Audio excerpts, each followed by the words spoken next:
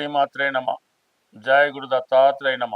ఈ వీడియోలో మనం జాతకులకి గృహయోగం ఎప్పుడు ఏర్పడుతుంది, అసలు వారి యొక్క జన్మ జాతకంలో సొంత గృహయోగం ఉన్నదా లేదా అన్నది ఏ విధంగా తెలుసుకోవాల్సి ఉంటుంది, అలాగే గోచారంలో గ్రహాలు మారినప్పుడు ఏ గ్రహాలు అనుకూలంగా వచ్చినప్పుడు ఏ ఏ రాశుల వారికి సొంత గృహయోగం ఏర్పడుతుంది అన్న విషయాన్ని మనం ఈ వీడియోలో పరిశీలించే ప్రయత్నం చేద్దాం.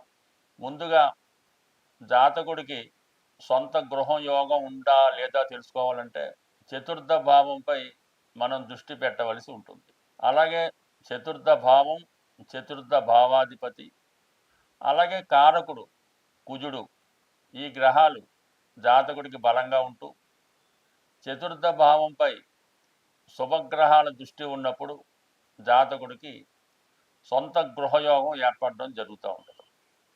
అయితే చతుర్థ భావం కేవలం గృహానికే కాకుండా విద్య, వాహనం, మదరు, జీవితంలో సుఖ సంతోషాలు, ఆనందం, ఇవన్నీ కూడా చతుర్థ భావాన్ని బట్టే పరిశీలిస్తుంది. అయితే కొంతమందికి మంచి విద్య ఉన్నా సరైన గృహం అయితే ఉండదు. కొంతమందికి మంచి గొప్ప ఆస్తులు ఉన్నా కూడా సరైన విద్య లేకపోవడం జరుగుతూ ఉంటుంది. దీన్ని బట్టి జాతకంలో చతుర్థ భావం యొక్క బలంతో పాటు ప్రతి భావానికి ఒక కారక గ్రహం ఉండడం జరుగుతూ ఉంటుంది. ఉదాహరణకి జన్మ జాతకంలో చతుర్థ భావం బలంగా ఉంటూ శుక్రుడు బలంగా ఉంటే జాతకుడికి మంచి వాహన యోగం ఏర్పడుతుంది. అలాగే బుధుడు బలంగా ఉంటే గొప్ప విద్యాయోగం ఏర్పడుతుంది. గురువు బలంగా ఉంటే మంచి పాండిత్యం కలిగి ఉంటాడు. అలాగే కుజుడు బలంగా ఉంటే స్థిరాస్తులు, భూమి, పొలాలు, ఇవన్నీ కూడా కలిసి రావడం జరుగుతూ ఉంటుంది. సో అందువలన ఏంటంటే చతుర్థ భావంలో ఏ గ్రహం ఉన్నది, చతుర్థ భావాన్ని ఏ గ్రహం చూస్తున్నది, చతుర్థ భావాధిపతి ఏ గ్రహంతో కలిసి ఉన్నాడు, ఇవన్నీ పరిశీలించిన తర్వాత జాతకుడికి ఎటువంటి గృహం ఏర్పడుతుంది అన్న విషయాన్ని కూడా మనకి ఈ గ్రహాలను బట్టి తెలియజేయడం జరుగుతూ ఉంటుంది. శని యొక్క ప్రభావం వల్ల జాతకుడికి రాళ్లతో కట్టినటువంటి, అంటే పూర్వకాలం ఈ కోటలు అటువంటి ఉండి కదా, అటువంటి భావన ఉంటుందని. అలాగే ప్రస్తుతం శుక్రుడు యొక్క ప్రభావం ఉంటే చాలా విలాసవంతమైనటువంటి భవనాలు ఉండే అవకాశం ఉంటుంది. గురువు ఉన్నప్పుడు చాలా ఆధ్యాత్మికంగా ఒక మంచి ప్రశాంతమైనటువంటి కుటీరం లాంటి గృహం ఏర్పడడం జరుగుతూ ఉంటుంది. బుధగ్రహం ఉండడం వల్ల ఒక మంచి గ్రంథాలయం లాంటి గృహం ఏర్పడడం జరుగుతూ ఉంటుంది. బట్ ఏదైనా శుక్రుడు బలంగా ఉండి కుజుడు కూడా బలంగా ఉంటే ఆ జాతకుడికి అనేక అంతస్తుల భావనాన్ని కలిగి ఉండడం జరుగుతూ ఉంటుంది. రవి ప్రభావం వల్ల పూరిళ్ళు గడ్డితో నిర్మించిన గృహం అని చెప్తూ ఉండేవారు, కానీ ఇప్పుడు ఇవన్నీ కాలానుగుణంగా మారిపోవడంతో ఏదైనా స్టేటస్ను బట్టి, జాతకంలో ఉన్న గ్రహాలను బట్టి గృహయోగం ఏర్పడడం జరుగుతుంది. బట్ ఏదైనా సొంత గృహం విలాసవంతమైనటువంటి ఫర్నిచర్తో, వివిధ రకాల అలంకరణలతో ఉన్నటువంటి గృహం కావాలంటే శుక్రగ్రహ అనుగ్రహం, అలాగే కుజగ్రహ అనుగ్రహం కూడా కంపల్సరీగా ఉండవలసి ఉంటుంది. అలాగే చతుర్థ భావానికి సంబంధించిన దశలు కూడా రావాల్సి ఉంటుంది. ఏదైనా దశ వచ్చినప్పుడే ఆ యోగం ఫలిస్తూ ఉంటుంది. అలాగే మనకి చతుర్థ భావంలో ఉన్న గ్రహం కానీ, చతుర్థ భావాన్ని చూస్తున్న గ్రహం కానీ, చతుర్థ భావాధిపతితో కలిసి ఉన్న గ్రహాల యొక్క దశలు వచ్చినప్పుడు ఆ చతుర్థ భావం యాక్టివేట్ అయి జాతకుడికి గోచారరీత్యా గురుగ్రహ అనుగ్రహం వచ్చినప్పుడు, కుజగ్రహ అనుగ్రహం వచ్చినప్పుడు, కొన్ని సందర్భాల్లో శనిగ్రహ అనుగ్రహంతో సొంత గృహం ఏర్పడడం జరుగుతూ ఉంటుంది. కొన్ని సందర్భాల్లో అంతర్దశలు కూడా కొన్ని 3 సంవత్సరాలు, 3.5 సంవత్సరాలు ఉండే సందర్భంలో కూడా ఈ సొంత గృహం ఏర్పడే అవకాశం ఉంది. కొన్ని అంతర్దశల్లో గృహాన్ని అమ్మడం జరుగుతూ ఉంటుంది. కొన్ని అంతర్దశల్లో గృహాన్ని కొనడం జరుగుతూ ఉంటుంది.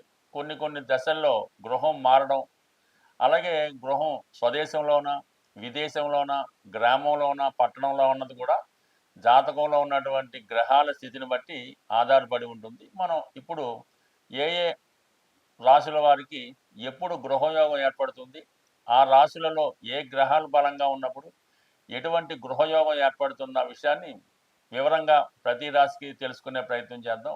శ్రీమాత్రే నమ. జయ గురు దత్తాత్రేయ నమ.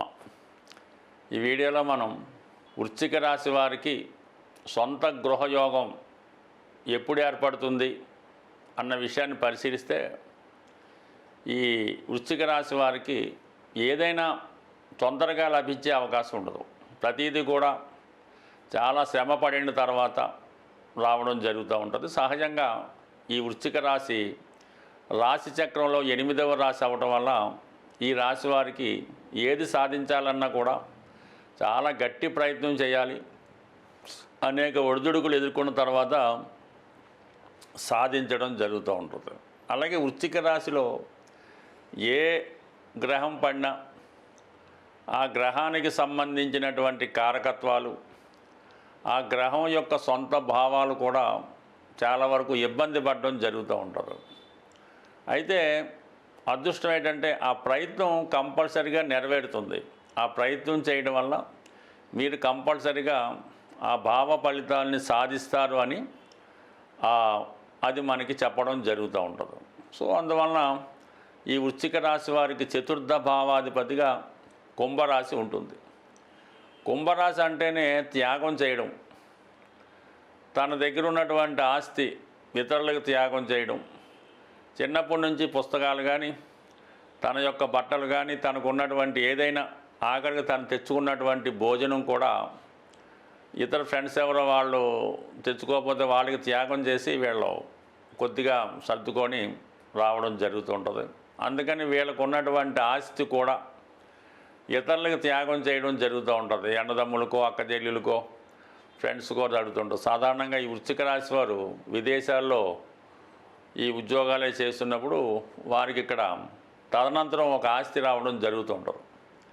ఆ ఆస్తి ఎవరికో మరి కావాల్సిన వాళ్ళు ఎవరు లేకపోవడం వల్ల, ఉమ్మడి కుటుంబాలు లేకపోవడం వల్ల ఎవరో ఫ్రెండ్కో, ఒక అనాశరణాలయానికో ఎవరికో అందులో ఉండమను ఇవ్వడం జరుగుతూ ఉంటుంది. అది వాళ్ళు నెమ్మదిగా సొంతం చేసుకోవడం జరుగుతూ ఉంటుంది. అందుకని సాధారణంగా ఈ వృశ్చిక రాశి, వృశ్చిక లగ్నం వారు విదేశంలో ఉంటూ ఆస్తి ఇతరుల పేరులో కొంటే, అంటే తమ్ముడి పేరుతోనో, చెల్లెల పేరుతోనో, ఫ్రెండ్ పేరుతోనో కొంటే అది వాళ్ళు సొంతం అవుతుంది తప్ప దాన్ని వీళ్ళు అనుభవించలేకపోతూ ఉంటారు.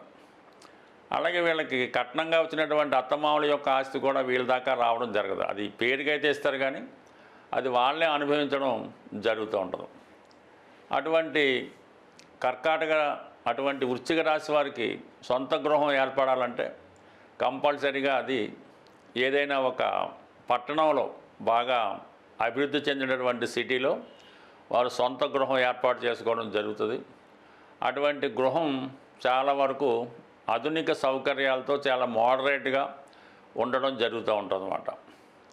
సో ఈ విధంగా అది ఏర్పడాలంటే వారి యొక్క జన్మ చక్రంలో, అంటే జన్మరాశిలో పుట్టినప్పుడు జాతక చక్రంలో చతుర్థాధిపతి శని ఉచ్చులో ఉంటే వీళ్ళకి 12వ స్థానంలో ఉచ్చులో ఉంటాడు. అప్పుడు వీళ్ళు విదేశంలో పెద్ద గృహాన్ని కట్టుకోవడం జరుగుతూ ఉంటుంది. అంటే విదేశం అంటే కేవలం విదేశమే కాకుండా తమ జిల్లా కాకుండా, తమ రాష్ట్రం కాకుండా వేరే ప్రాంతంలో బార్డర్ దాటి కట్టుకుంటారని, అది పెద్దగా మంచి స్థాయిలో ఉండే అవకాశం ఉంటుంది. అదే మరి భాగ్యస్థానంలో ఉన్న, లాభస్థానంలో ఉన్నా కూడా వీళ్ళు తొందరగానే సొంత గృహం ఏర్పాటు చేసుకోవడం జరుగుతూ ఉంటుంది. అదే శని 6వ స్థానంలో మేషరాశిలో బలహీనంగా ఉంటే ఉన్న ఆస్తులు అమ్ముకోవలసి ఉంటుంది. అలాగే స్థిరాస్తి అప్పు చేసి గృహం కొన్నా ఆ అప్పు తీర్చలేక ఇబ్బంది పడవలసి రావడం కూడా జరుగుతూ ఉంటుంది. అదే మరి శని భగవానుడు గురువుతో కలిసి ఉన్న, గురువు యొక్క దృష్టి చతుర్థాన్ని చూసినా, చతుర్థంలో గురువు ఉన్న వీళ్ళు స్వతహాగా స్వయం కృషితో ఆస్తి సంపాదించుకోవడం కానీ, లేదా వీరి యొక్క వారసులు వీళ్ళకి సొంత గృహం ఇవ్వడం కానీ జరుగుతూ ఉంటుంది. సాధారణంగా ఈ వృశ్చిక రాశి వారికి ఎక్కువగా వీళ్ళు ఇతరుల యొక్క ఆస్తులు, అంటే ఇతరుల యొక్క ఇంట్లో ఉండడం కానీ, లేదా వీడి ఇంట్లో ఇతరులు నివసించడం కానీ సాధారణంగా నడుస్తూ ఉంటుంది.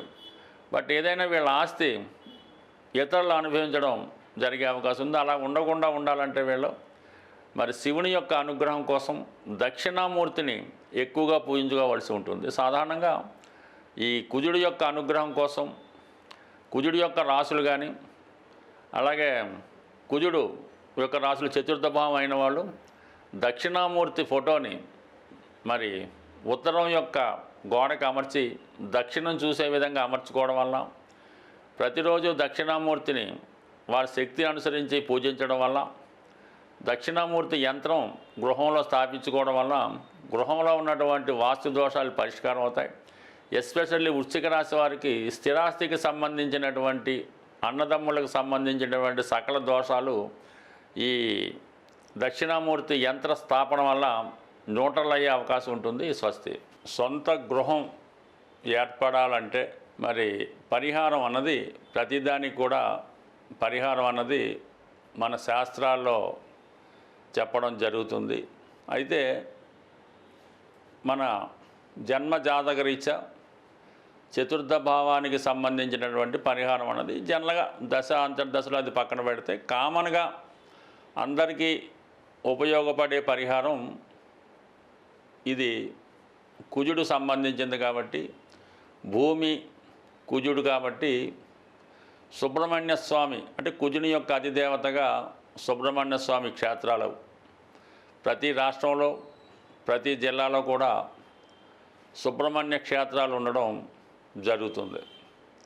సో అందువలన మంగళవారం కూడా కుజుడికి సంబంధించిన రోజు. అంటే ఏదన్నా మన భూములు సంబంధించిన వ్యవహారాలు సెటిల్ అవ్వాలన్నా, రుణాలు తీరాలన్నా దొరకాలన్నా, అన్నదమ్ములతో విభేదాలు, భార్యాభర్తలతో చికాకులు, ఇవన్నీ కూడా మంగళవారం రోజు ప్రారంభించడం వల్ల కుజుని యొక్క అనుగ్రహం కూడా తోడవుతుంది. సుబ్రహ్మణ్య స్వామి యొక్క సంకల్పం, మన యొక్క సంకల్పం కూడా తొందరగా నెరవేరాలంటే మంగళవారం రోజు మీరు ఒక 6 మంగళవారాలు ఎన్నుకొని మీ ప్రాంతంలో, సమీప ప్రాంతంలో ఉన్నటువంటి సుబ్రహ్మణ్య స్వామి క్షేత్రాలు 6 సెలెక్ట్ చేసుకోవడం, ప్రతి మంగళవారం ఒక క్షేత్రాన్ని దర్శించడం, అక్కడ ఉన్నటువంటి సుబ్రహ్మణ్య స్వామి ఉంటారు, అలాగే జంట నాగులు ఇవన్నీ కూడా ఉంటాయి. అక్కడ ఉన్నటువంటి ప్రతి దేవతని, ప్రతి దేవుణ్ణి కూడా ఆరాధించి కేవలం బెల్లం పానకంతో, చెరుకు రసం, బెల్లం పానకం, తేనె, లేదంటే బియ్యం పిండి కలిపిన వాటరు, పసుపు నీళ్ళు అంటే ఇన్నప్పుడు కూడా బెల్లం పానకంతో స్వామికి అభిషేకం చేయడం వల్ల ఆ మంగళవారం రోజు మీరు చాలా నియమంగా ఉండవలసి ఉంటుంది. అలాగే వీలైతే ఆ రోజు గోవుకి ప్రదక్షిణ చేస్తూ గోవుకి కూడా కొంత బెల్లాన్ని తినిపించవలసి ఉంటుంది.